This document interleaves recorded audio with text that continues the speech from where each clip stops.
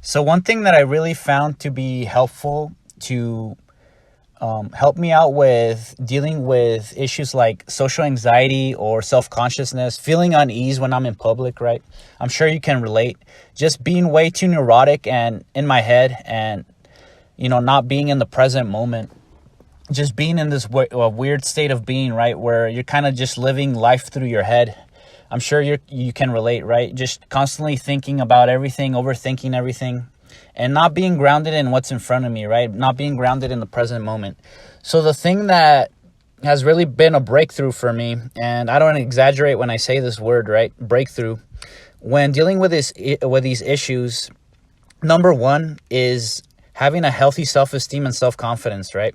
Working on the self-esteem and confidence and developing it in a healthy way will really bleed over into other areas of your life, right? And it'll help you deal with a lot of issues like these, right? A lot of these issues in the first place won't be such a big deal if you have a healthy self-esteem and self-confidence, right?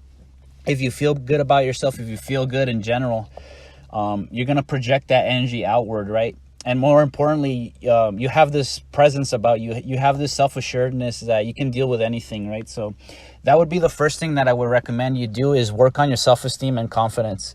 Whether that be in, joining a martial art, I highly recommend doing that. Learning how to defend yourself, gaining mastery over a skill, just developing and working on things that you really enjoy, right? There are many ways to do this. There are many ways to boost your self-esteem and confidence, right? So that's the first piece of advice I would give you. Work on those areas of your life, and you'll see what I mean.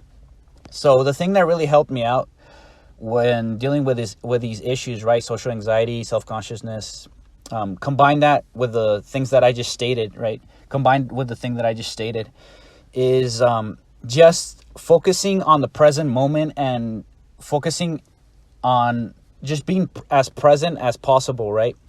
Combine that with just being myself, right? And not having any filter. So when you combine these two things together, it's a really powerful combination, right? If you think about it, you're just being your most natural self, right?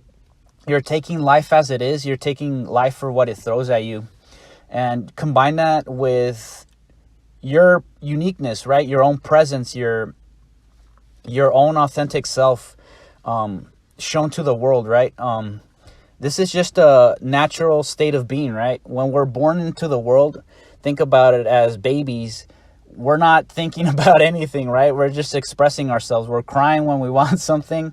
We're laughing when we find something funny. We don't have much mental chatter going on in our minds, right?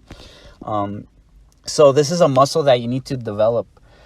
Learning how to be as present as possible and combine that with expressing your most authentic self, right? These two things have really helped me out with just all that mental chatter, right? Social anxiety, self-consciousness, feeling unease. When you're just fully focused on the present moment again and focused on what's in front of you, all that nonsense just tends to go away, right? Because you're focused on your full focus is on what's going on, right?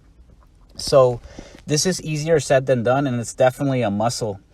The more you do it, the more you practice, the easier it will get. So there are things you can do, of course, to try to ground you to the present moment. The most helpful, I think, is just learning how to just shut your brain off, basically, right? And not think about anything.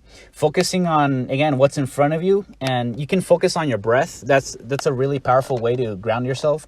So you can do the 3-4-3 technique, which is basically you inhale for 3 seconds, you hold for 4 seconds, and you exhale through your nose for 3 seconds, right? Don't do shallow breathing that comes from your chest area, but do deep breathing, right? From your diaphragm, belly area. And you just keep repeating this until you feel more calm and you feel, again, like you can focus entirely on what's in front of you. I'm sure you know what I'm talking about. I'm sure you've been in situations or scenarios in the past where you were just fully immersed into what you were doing, right? Whether it was reading a book or doing an activity or hobby that you enjoy. You weren't thinking about anything. You were just fully focused on, again, what's in front of you. So these two things have really helped me out with, again, dealing with these sort of issues. So if you made it this far in the video, thank you so much for listening. I hope something in this video was of use to you. If you're new to the channel, welcome. I make videos on self-improvement. I give life advice based on personal experience that hopefully will help you out, even if it's in a small way. And I occasionally ramble about random topics like anime, movies, television shows, anything that piques my interest in general. Once again, thank you so much for listening. Thank you to all the new subscribers, and I'll see you in the next video.